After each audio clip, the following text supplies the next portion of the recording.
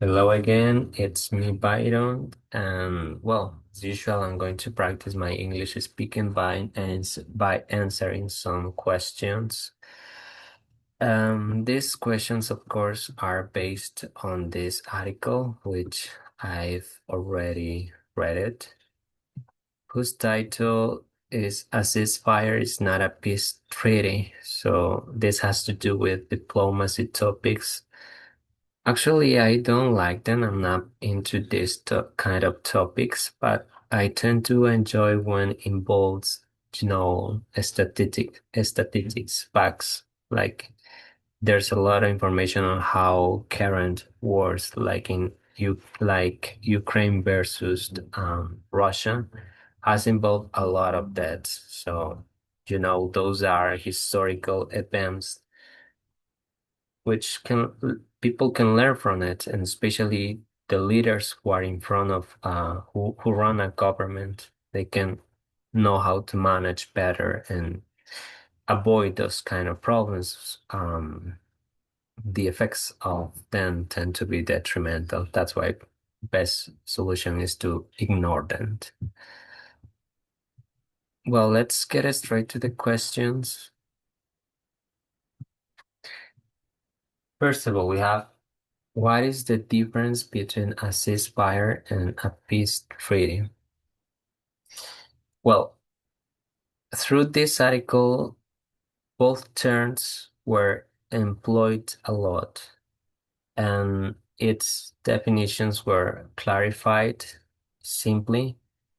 Ceasefire basically is when something, for instance, a war, um, passes just for a while. It doesn't involve like it was a decisive solution, just it was a temporary or speedy solution. And both are the armed conflicts just pauses, and there's no deaths in such a period.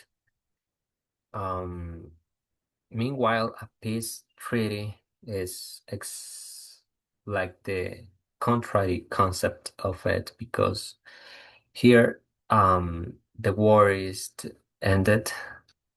Finally, they reach a number that where maybe one of the groups, contrary groups, want, and to finish with all of this, they decided to carry out a peace treaty. So peace treaty is that people or the victims who were in this scenario doesn't have to don't worry um a lot about what it's going to happen next, because the war is over. So both are terms that, as I said before, were employed a lot over the course of this article, and it's important to know the definition of each one, because it's going to help us to clarify panorama where all these terms can be handy.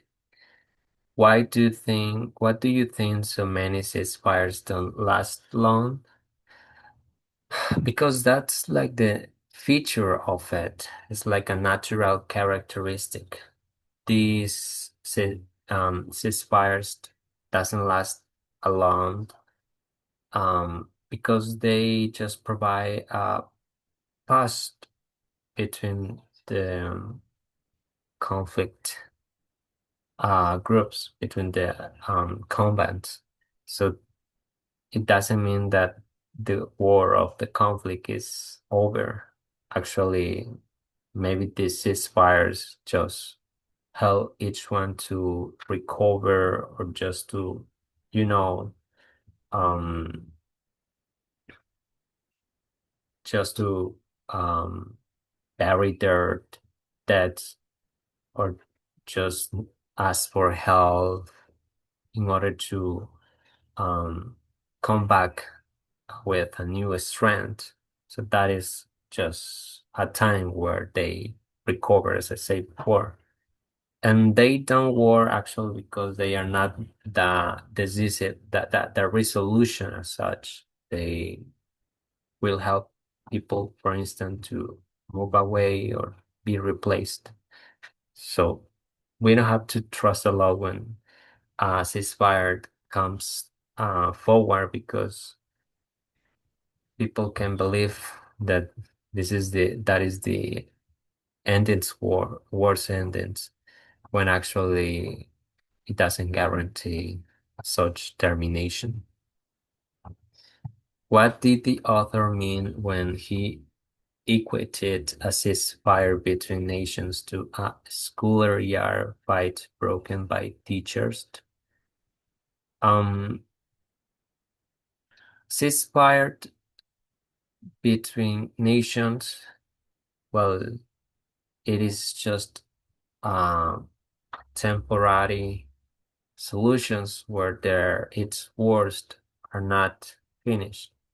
They just decided to make a decision about it and in order to stop for a while or just recover something or maybe try to find a solution and discuss between their leaders and the population and the rest of the stakeholders, but they are not interested in finishing with the war. It is just like a time where they can't rest or they just are don't have weapons or they don't have supplies and they need to go for them, and that's why they established this ceasefires. So it is compared with schoolyard broken because nations tend to do that. When they are involved in a war with another nation, uh, most of the time it's with neighbors, they tend to just establish ceasefires, which in the end, as I said before, won't help to um, wrap it up, wrap the war up. So they will just serve as the way um, to come back with more strength. Um, the comparison has that interpretation. So that's everything I want to share with you. Thank you.